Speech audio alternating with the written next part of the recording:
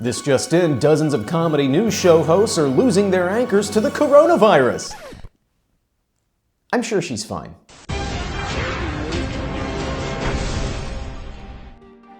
This is news to me. I'm Dave Columbo. It's official! Russia is meddling in the 2020 election, which means Americans should be wary of anyone who can't defend Trump's economy without rolling their R's. The president's plan for America is as pure and clear as fine Siberian vodka. Whoops, I mean that Sprite beverage.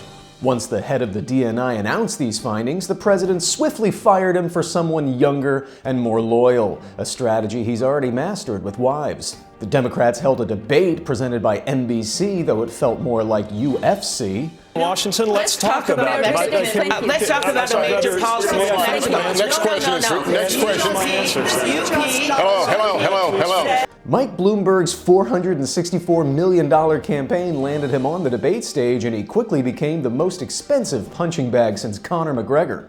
A billionaire who calls women fat broads and horse-faced lesbians. Democrats take a huge risk if we just substitute one arrogant billionaire for another. Let's put forward somebody who's actually a Democrat. Look. And I hope you heard what his defense was. I've been nice to some women. According to the Washington Post, one former female employee alleged that you said, quote, "I would do you in a second." Should Democrats expect better from their nominee? We are not going to beat Donald Trump with a man who has who knows how many non-disclosure agreements and the drip, drip, drip of stories of women saying they have been harassed and discriminated against. He took so many hits, he's personally asking everyone who watched the debate to sign a non-disclosure agreement, though Bloomberg.com reported the debate a little differently.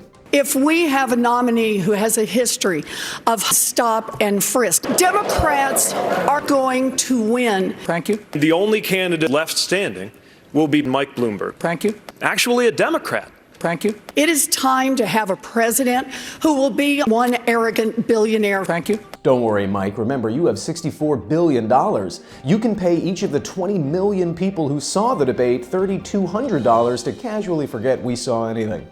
The president pardoned and commuted 11 sentences of people accused of fraud, bribery, and corruption, including Rod Blagojevich, a name so 2009 you can almost smell Lady Gaga's meat dress. Anderson Cooper trounced Blagojevich in 10 minutes, or to put it another way, it was fucking golden.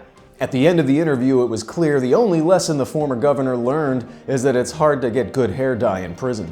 2,000 former prosecutors and DOJ officials have petitioned the Attorney General to resign, or as he reports it, 2,000 former prosecutors and DOJ officials couldn't come to a conclusion about whether or not he should resign. Bernie Sanders is projected to win Nevada, because if there's one thing he knows, it's projection. Dick Van Dyke has endorsed Bernie Sanders. Well, of course he wants universal health care. No one has more documented evidence of a pre-existing condition. The poll results have delivered an uncomfortable blow to Joe Biden, who in turn delivered an uncomfortable blow to a nervous female aide. Andrew Yang dropped out of the race, and look, if nobody else is going to keep punning with his name, I will. His supporters are understandably angry. After they Yang his praises, they thought he could Yang in there a little while longer, but no, he's driving off into the sunset in his Mustang and spending his nights watching American Horror Story with Jessica Yang.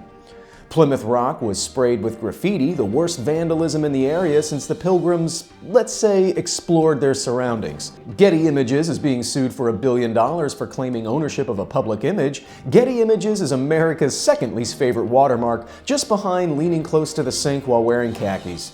Well, that's it for this week. Thank you so much for watching. Tell a friend, like and subscribe, and follow all of our other shows on Blunder Theory, including The T-Spot. This is Maxwell with The T-Spot. I am back here at Yas Comedy Fest. Sungay Monday. Oh my God. I don't think that I knew that. We couldn't meet anymore because there's no Craigslist and I don't have an office. And a whole lot more. I didn't even know that was an option, that you could watch porn at Starbucks.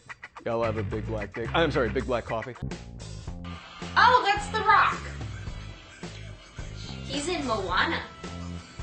And me and Laura will both be performing stand-up comedy for a great cause on April 21st at Caroline's on Broadway. You should come check it out. In the meantime, news to me.